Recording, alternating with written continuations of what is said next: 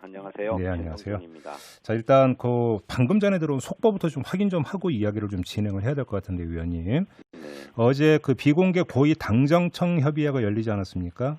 네, 그러니까 의원님은 여기는 안 들어가셨죠? 예, 근데 멤버가 아닙니다. 근데 지금 방금 나온 뉴스를 보니까 이 자리에서 2차 재난지원금 지급 논의는 일단 보류하자. 지금은 방역에 집중해야 할 때다. 이렇게 그러니까 의견을 모았다고 하던데 혹시 좀 확인하셨습니까? 아니요, 저도 이제 최고위원회의에 참석을 해서 네. 얘기를 들어봐야 알겠습니다만, 예. 저도 이제 그런 결론이 내려졌다고 하는 보도를 보았습니다. 네. 우선 현 시점이 방역의 중대 고비가 될 것이니까 그런 방역에 우선 집중하는 것이 필요하고 네. 또 그런 가운데 피해 상황이 어떠냐를 점검을 해서 종합적으로 대책을 내놔야 되는 게 아니냐는데 좀 공감대가 우선 형성된 게 아닌가 그렇게 생각합니다. 근데 좀 이게 좀 맥락을 봐야 될 것 같은 게 지금 일단 정말로 보류일까라는 생각이 좀 드는 게 왜 그러냐면 지금까지 2차 재난지원금을 준다면 예. 추석 전에 주는 게 맞는 거 아니냐는 이야기가 많이 나오지 않았습니까? 근데 그렇습니다. 논의가 보류되어 버리면 사실상 이 시나리오는 물 건너간다고 봐야 되는 거 아닙니까? 글쎄 이제 말씀하신 것처럼 코로나 사태의 확산으로 큰 피해를 입는 계층들이 분명히 발생할 것이므로 네. 그분들을 생각한다면 추석 전에 지급하는 것이 가장 좋지요. 그렇죠. 예. 그런데 이제 그렇게 하자고 해도 정부에서 추경안을 편성하거나 또 그걸 실제로 집행하는 여러 가지 시나리오들을 검토하고 또 네. 국회에서 추경을 심사해야 되는 상황까지 있기 때문에 네. 그 시점을 맞추자고 하면 조금 급한 감은 있는 건 사실입니다. 그러니까 그래서 지금 그러니까 논의를 그러니까 본격적으로 한다 하더라도 맞추기는 쉽지가 않다 이런 말씀이시네요. 예, 그렇죠. 알겠습니다. 자, 오늘 이제 고위 당정청 회의 맥락을 좀 더 살펴야 되니까 일단 여기서 쉼표를 좀 찍도록 하겠고요. 네. 일단 그 재난지원금 이야기를 좀 본격적으로 들어갔으면 좋겠는데 일단 그 불가피성은 인정을 하십니까, 의원님?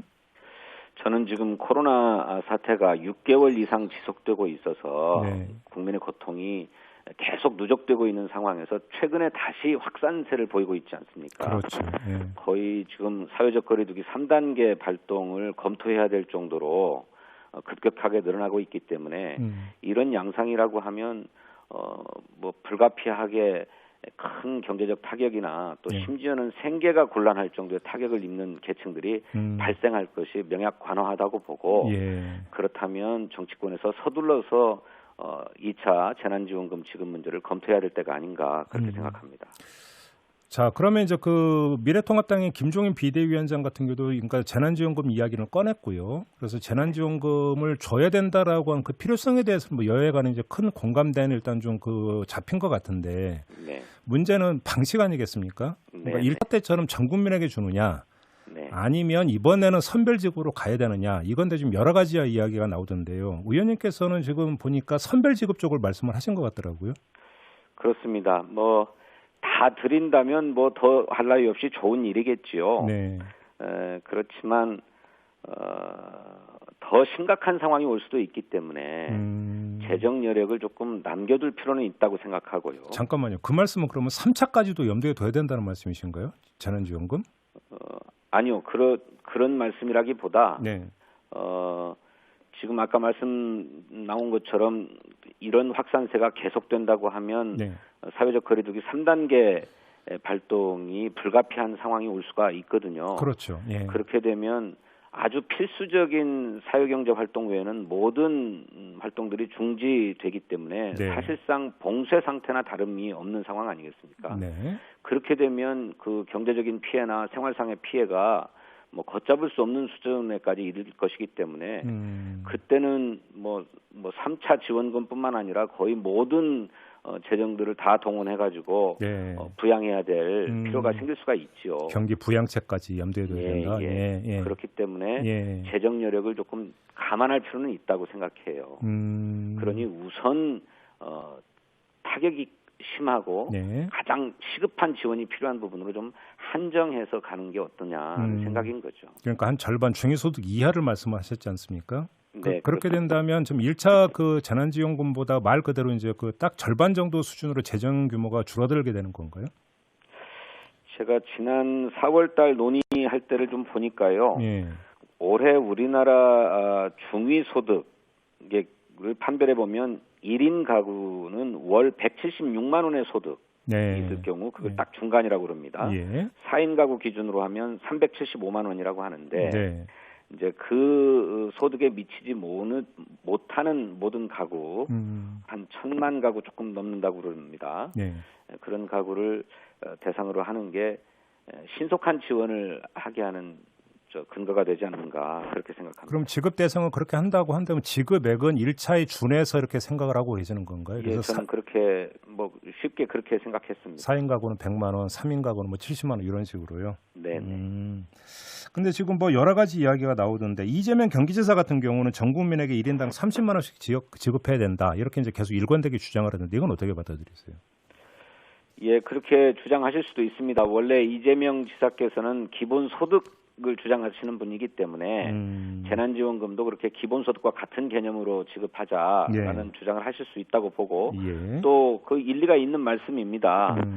2분기 가계소득 동향을 보니까 최상위의 10% 가구조차도 재난지원금이 없었으면 소득이 감소할 정도였다고 합니다. 아, 그런가요? 예. 그러니까 이 코로나로 인한 피해가 어느 계층에만 한정된 것은 아니고 모든 국민에게 다 발생하고 있는 거죠. 네. 그런데 이제 상대적으로 소득에 여유가 있는 분들은 조금 감당하기가 조금 그래도 나은 형편이니 더 어려운 분들에게 집중하는 게 어떻겠는가라는 생각입니다. 근데 이재명 지사가 이제 추가로 했던 이야기를 보니까 선별 지급을 주장하는 게 혹시라도 부자에 대한 적대성 차원이라고 한다면 이거는 좀 안 되는 거 아니냐 이런 식으로 주장하는데 전혀 그런 것은 아니고요. 말 그대로 재정 때문에 이념적으로 접근할 문제는 아니라고 생각합니다. 아, 그래요. 지금 물론 이제 그런 문자 중에도 이제 그런 의견들이 많이 있습니다. 그 유튜브로 인생은 즐거워님 국가 재원도 생각해야죠 이런 의견을 주셨고요. 그다음에 3135님은 아예 재난지원금 주지 마세요. 별 도움 안 되고 국가 재정만 고갈됩니다. 이런 식으로 의견을 주시긴 했습니다만 또 이제 그 다른 분들은 줄 거면 전 국민에게 다 줘야 되는 거 아니냐. 이런 의견도 좀 함께 들어오고 있는 그런 상황인데요. 결국은 재정 문제라고 한다면 자 그러면 이 재정을 어떻게 조달할 것이냐 적자 편성을 해야 되는 것이냐는 문제가 있고 근데 관련해서 시대전환의 조정훈 의원 같은 경우는 공무원들의 임금을 삭감하자 이런 주장을 내놓는데 이건 어떻게 받아들이세요?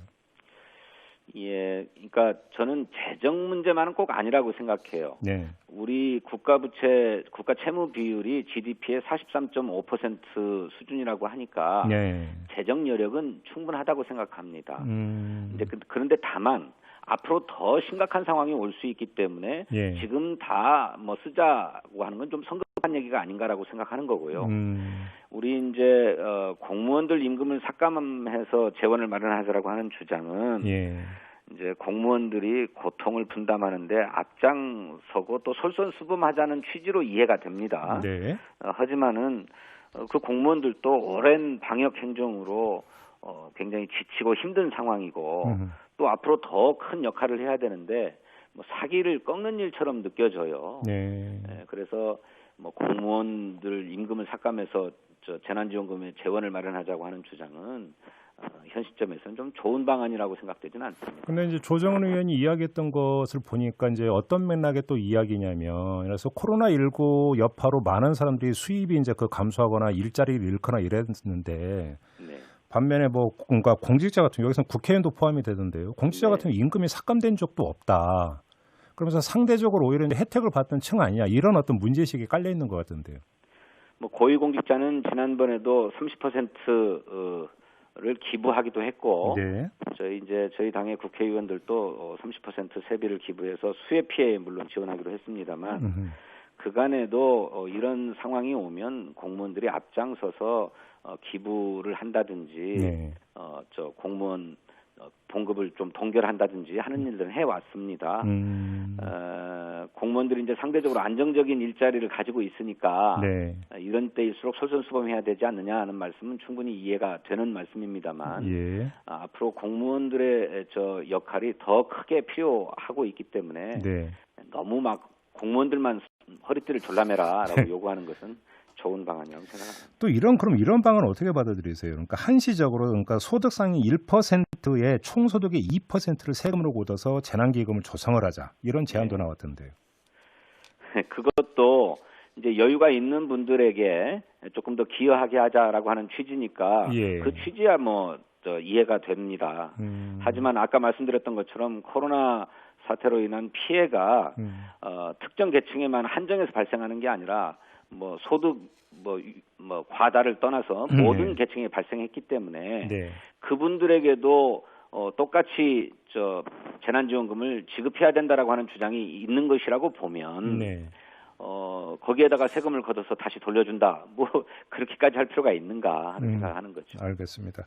근데 지금 예를 들어서 이제 그 이후의 상황도 대비를 해야 된다고 의원님이 말씀하시지 않았습니까? 좀 그래서 드리는 질문인데요. 예를 들어서 이제 코로나의 확산세를 잡는 게 일단 이제 발등에 불이긴 합니다만 이게 지금 백신이 나온다 하더라도 완전히 제압은 안 될 거다라고는 WHO의 이야기도 이미 나온 바가 있었고 장기화될 가능성을 배제할 수 없는 상황 아니겠습니까? 그렇습니다. 그리고 코로나19 여파가 경제에 미치는 영향이 갑자기 V자로 급반등할 여지도 별로 없고 이렇게 놓고 본다면 이게 이제 그 일회성의 긴급재난지원금 말고 기본소득 이야기를 이제는 시작을 해야 된다는 목소리가 사실은 1차 때 이미 나온 바가 있잖아요.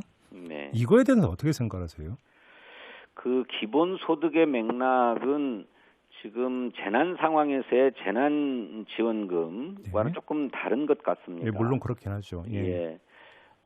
저는 충분한 사회적 논의를 통해서 기본소득도 검토할 수 있다고 생각합니다만 현재 제기되는 기본소득론은 그 막대한 재원이 들어가기 때문에 기존에 있는 복지제도를 다 통폐합해서 기본소득으로 단일화하자거나 일원화하자라고 하는 논의이기 때문에 그렇게 되면 정말로 취약한 분들에 대한 복지 수준은 현 수준보다 훨씬 후퇴할 것이기 때문에 그런 논의라면 바람직하지 않다고 생각해요.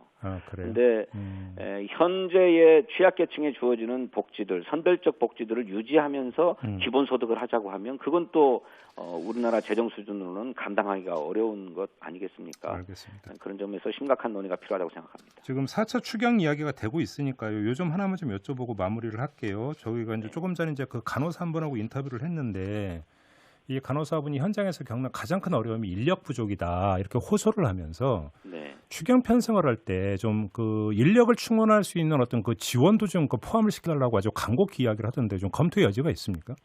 그래야 된다고 생각합니다. 그렇지 않아도 의사들이 파업을 하고 있는 상황이어서 어젯밤에 국무총리와의 대화에서 그 대학 전공의들이 일단 코로나 진단 등이나 치료 진료에는 참여하겠다고 해서 다행이라고 생각합니다만 그렇지 않아도 의료 인력이 부족한 상황이기 때문에 간호 인력이나 또 의료 인력들이 더 많이 확충돼야 될 필요가 있고 그런 점에서 의대 정원도 적극 검토해야 될 뿐만 아니라 당장에는 또 현실적인 지원들도 많이 늘려서 그분들의 헌신과 수고에 보답할 필요가 있다고 생각합니다. 당에서 그걸 검토를 하고 있는 것으로 이해를 해도 되겠습니까? 그러면? 정책위원회에서 검토할 것이라고 생각합니다. 알겠습니다. 자, 오늘 말씀 여기까지 들을게요. 고맙습니다, 의원님. 네, 감사합니다.